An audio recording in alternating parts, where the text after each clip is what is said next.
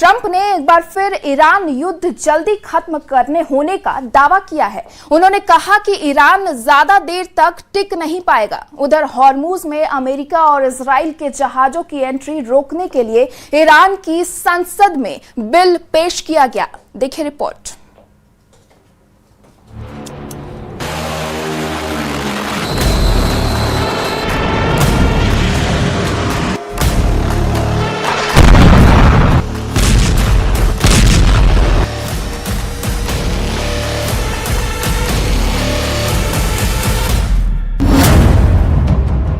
Trump को क्यों लगता है कि ईरान कमजोर हो गया है, जबकि ईरान ने ट्रंप की एक बात भी नहीं मानी?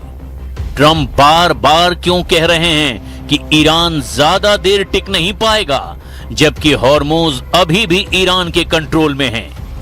ट्रंप बार बार डेडलाइन क्यों दे रहे हैं, जबकि ईरान ने हर बार अमेरिका की डेडलाइन को मानने से साफ इनकार कर दिया? अमेरिका खुद मान रहा है कि कुछ मिसाइलों का स्टॉक खत्म हो रहा है, फिर भी ट्रंप कह रहे हैं ईरान टूटने वाला है। असल में कौन कमजोर पड़ रहा है?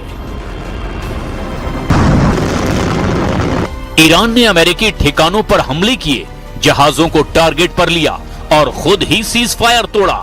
फिर भी ट्रंप कहते हैं वे ज्यादा देर नहीं टिक पाएंगे। यह आत्मविश्वास है या ट्रंप का आशावाद?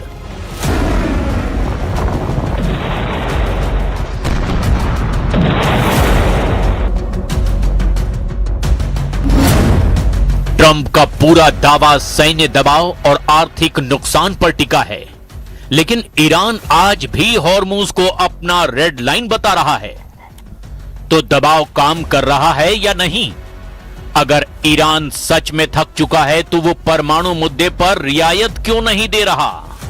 ट्रंप की सबसे बड़ी डिमांड अभी भी अधूरी क्यों है? ट्रंप कहते हैं कि जंग जल्द खत्म हो जाएगी क्योंकि ईरान टिक नहीं पाएगा, लेकिन इतिहास देखें तो ईरान ने पहले भी लंबे दबाव झेले हैं। इस बार क्या अलग है?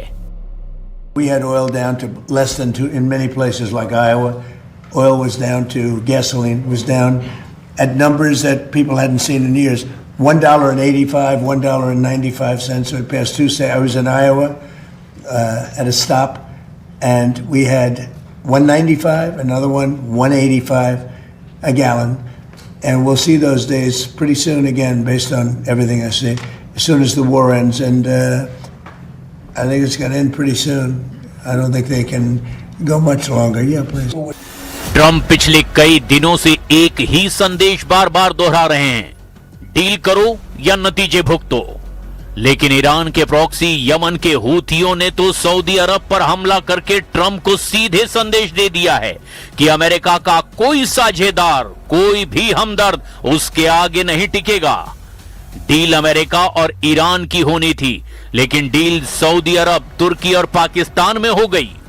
ट्रंप बार बार कह रहे हैं ईरान जल्द टूट जाएगा, लेकिन हकीकत उल्टी हो गई।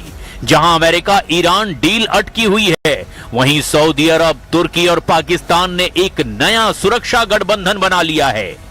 ये गठबंधन साफ संदेश दे रहा है कि मध्य पूर्व के देश अब सिर्फ अमेरिका के भरोसे नहीं रहना चाहते।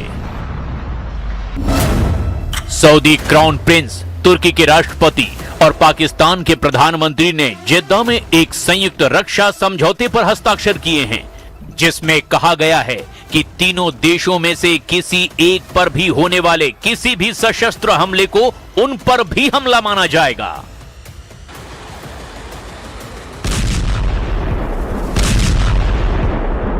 ईरान के प्रॉक्सी हूथियों ने सऊदी अरब पर हमला करके एक और बड़ा संदेश दे दिया। ट्रंप की धमकियों के बावजूद ईरान और उसके सहयोगी अभी भी मैदान में एक्टिव हैं, जबकि ट्रंप कह रहे हैं कि ईरान कमजोर पड़ गया है। लेकिन अगर ईरान सच में कमजोर होता तो उसके प्रॉक्सी सऊदी अरब जैसे अमेरिकी सहयोगियों पर हमला करने की हिम्मत कैसे करते? ट्रंप बार बार दावा कर रहे हैं कि सैन्य दबाव काम कर रहा है, लेकिन जमीनी हकीकत कहती है कि ईरान अभी भी हॉर्मुज को अपनी रेड लाइन मान रहा है। अमेरिका मिसाइल स्टॉक की कमी स्वीकार कर रहा है, फिर भी ट्रंप कह रहे हैं ईरान ज्यादा देर नहीं टिक पाएगा। ऐसे में सवाल यह है, असल में दबाव किस पर ज्यादा है? عملية عسكرية واسعة ونوعية استهدفت تحشيدات العدو السعودي في مناطق الرويك والعبر والثانية ومعسكرات أخرى تابعة لما يسمى الفرقة الأولى والثالثة طوارئ بعدد كبير من الصواريخ البالستية والطائرات المسيرة. وكان من نتائج العملية ما يلي: مصرع وإصابة المئات من مرتزقة العدو السعودي. लेकिन कहानी सिर्फ हूथियों के हमले या फिर ट्रंप के दावों तक सीमित नहीं है। असल सवाल है कि अगर ईरान इतना ही कमजोर हो चुका है तो फिर अमेरिका अभी तक अपनी सबसे बड़ी रणनीतिक जीत हासिल क्यों नहीं कर पाया? ट्रंप की पहली मांग थी कि ईरान का परमाणु कार्यक्रम पूरी तरह से रोका जाए। दूसरी मांग थी कि हॉर्मुज़ पूरी तरह खुला रहे। तीसरी मांग थी कि ईरान अपने प्रॉक्सी नेटवर्क से दूरी बनाए। लेकिन इन तीनों मोर्चों पर तस्वीर अभी भी धुंधली है। ट्रंप का ना परमाणु टारगेट पूरा हुआ, ना हॉर्मुज़ पूरी तरह से खुला है, ना ही ईरान के प्रॉक्सी अपना हमला रोक रहे हैं। उल्टे ईरान के प्रॉक्सी खाड़ी में और भयानक युद्ध में शामिल हो गए हैं, जबकि लेबनान के मोर्चे पर अभी तक इजराइल से युद्ध लड़ रहे हैं। Fortunately, I built up so much during my term. I rebuilt the military and also loaded it up with a lot of stuff. We have certain types of munitions that are very powerful, that we have unlimited, virtual unlimited supply. We have others where it's a little bit tighter, and we're getting them in on a daily basis. As you know, our defense companies are building more plants right now than at any point in history. They're building plants for the Patriots, for the Tomahawks, for everything.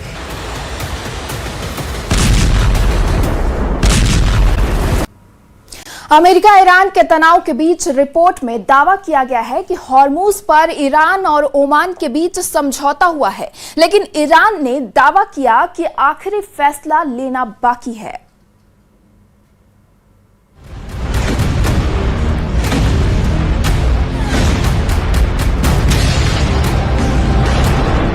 Iran आज भी कड़े तेवर के साथ America को ललकार रहा है कि उसका परमाणु प्रोग्राम उसकी राष्ट्रीय सुरक्षा का सवाल है। हॉर्मुज़ आज भी तेहरान की रेड लाइन है। हूथी, हिजबुल्ला और दूसरे सहयोगी संगठन अब भी पूरी तरह एक्टिव हैं। यानी ट्रंप जिस कमजोर ईरान की तस्वीर दुनिया को दिखा रहे हैं, जमीनी हालात उससे कहीं ज्यादा जटिल दिखाई दे रहे हैं। मतलब युद्ध सिर्फ मिसाइलों और ड्रोन से नहीं जीते जाते, युद्ध इच्छा शक्ति से भी जीते जाते हैं। और फिलहाल दोनों पक्ष यही साबित करने की कोशिश कर रहे हैं कि ईरान दोनों मोर्चों पर पूरी ताकत के साथ खड़ा है। معسكرات وتحشيدات ومخازن وأسلحة العدو السعودي في منطقة الوديعة شرقي البلاد، تدمير عدد كبير من الآليات العسكرية المتواجدة في المعسكرات المستهدفة. إن القوات المسلحة اليمنية تحذر العدو السعودي المجرم من أي حماقة يرتكبها ضد بلدنا وشعبنا.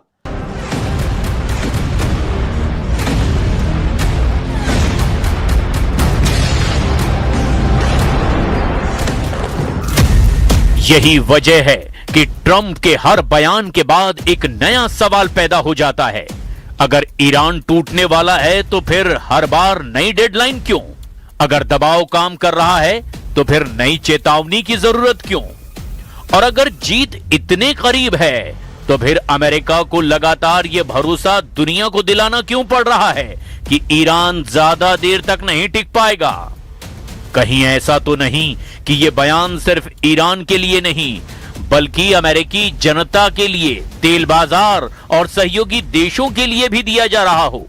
क्योंकि युद्ध के मैदान में जितनी लड़ाई मिसाइलों से होती है, उतनी ही लड़ाई मनोविज्ञान की भी होती है। यानी साइकोलॉजिकल वॉर भी हार जीत के फैसले में बड़ी भूमिका निभाती है। ट्रंप बोल रहे हैं ईरान थक चुका है। ईरान साफ साफ संदेश दे चुका है, हम झुकेंगे नहीं। बाजार सवाल कर रहा है, हॉर्मुज़ खुलेगा या नहीं?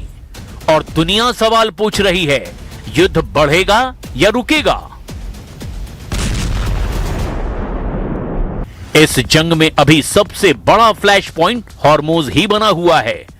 दुनिया के ऊर्जा व्यापार की सबसे अहम समुद्री लाइन, जहां एक छोटी सी चिंगारी भी वैश्विक अर्थव्यवस्था को हिलाकर रख सकती है। और यही वजह है कि वॉशिंगटन, तेहरान, रियाद, अंकारा और इस्लामाबाद सभी की नजरें अगले कुछ दिनों पर टिकी हुई हैं। फिलहाल एक तस्वीर साफ है कि ट्रंप का आत्मविश्वास और ईरान की चुनौती दोनों अपने चरम पर हैं, लेकिन जमीन पर हालात बता रहे हैं ना तो अमेरिका को निर्णायक जीत मिली है और ना ही ईरान ने हार मानी है।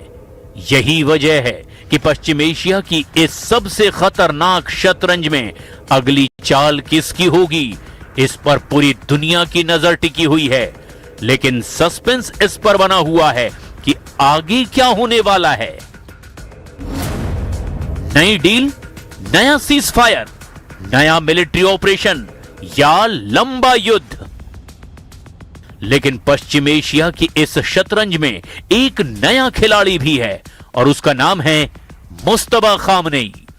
ईरान की सत्ता में बदलाव के बाद वॉशिंगटन को उम्मीद थी कि शायद तेहरान का रुख नरम पड़ेगा, लेकिन शुरुआती संकेत कुछ और ही कहानी सुना रहे हैं। रिपोर्ट के मुताबिक नए सुप्रीम लीडर मुस्तफा खामनेई को ईरान के कट्टरपंथी और रेवोल्यूशनरी गार्ड के मजबूत समर्थन के साथ सत्ता मिली है। ईरान जिस तरह से अपने तेवर दिखा रहा है, उसका मतलब बिल्कुल साफ है कि सत्ता बदली, नीति नहीं। ऊपर से ईरान के रेवोल्यूशनरी गार्ड का प्रभाव और ज्यादा बढ़ गया। परमाणु कार्यक्रम पर ईरान का रुख बेहद सख्त है और हॉर्मूज पर डील की सीमाओं को ईरान ने पहले से और ज्यादा बड़ा कर दिया है। उधर रिपोर्ट में दावा किया जा रहा है कि ईरान ने स्ट्रेट ऑफ हॉर्मूज पर अपनी पकड़ और ज्यादा मजबूत करने की तैयारी शुरू कर दी है। संसद में ऐसा बिल पेश किया गया जिसमें अमेरिका, इजराइल और दूसरे दुश्मन देशों के जहाजों की आवाजाही पर रोक लगाने का प्रस्ताव पेश किया गया। नियम तोड़ने वाले जहाजों पर उसके माल की कीमत का 20% तक का जुर्माना लगाने का भी प्रावधान है। यानी ट्रंप जिस तेज राजनीतिक दबाव की रणनीति पर काम कर रहे हैं, उसे अब सिर्फ ईरान की सेना नहीं बल्कि एक नए नेतृत्व व्यवस्था की भी चुनौती है। और इसी बीच हॉर्मूज को लेकर एक और नई मुश्किल सामने आ गई है। जहाजों की आवाजाही बहाल करने के लिए जिस व्यवस्था पर बातचीत चल रही थी, उसे दुनिया की कई बड़ी शिपिंग कंपनियां और व्यापारिक संस्थान मानने को तैयार नहीं, क्योंकि प्रस्तावित व्यवस्था में शुल्क, बीमा और अंतर्राष्ट्रीय नियमों से जुड़े कई विवाद खड़े हो गए हैं। मतलब अगर कल राजनीतिक समझौता भी हो जाए तो भी जरूरी नहीं कि जहाज तुरंत सामान्य रूप से वहां से चलने लगें। यानी हॉर्मूज का संकट अब सिर्फ सैन्य नहीं बल्कि आर्थिक और कानूनी संकट बन चुका है। यही वजह है कि आज सवाल सिर्फ इतना नहीं है कि अगला हमला कौन करेगा। सवाल यह है कि क्या कोई ऐसा समझौता संभव है जिसे अमेरिका, ईरान, खाड़ी देश और वैश्विक शिपिंग उद्योग सभी एक साथ मान लें। क्योंकि फिलहाल युद्ध का मैदान सिर्फ समुद्र में नहीं, कूटनीति, अर्थव्यवस्था और नेतृत्व की राजनीति में भी फैला हुआ है। और जब तक इन तीनों मोर्चों पर समाधान नहीं निकलता, तब तक खाड़ी का ये संकट खत्म होने की बजाय और उलझता हुआ दिखाई दे रहा है।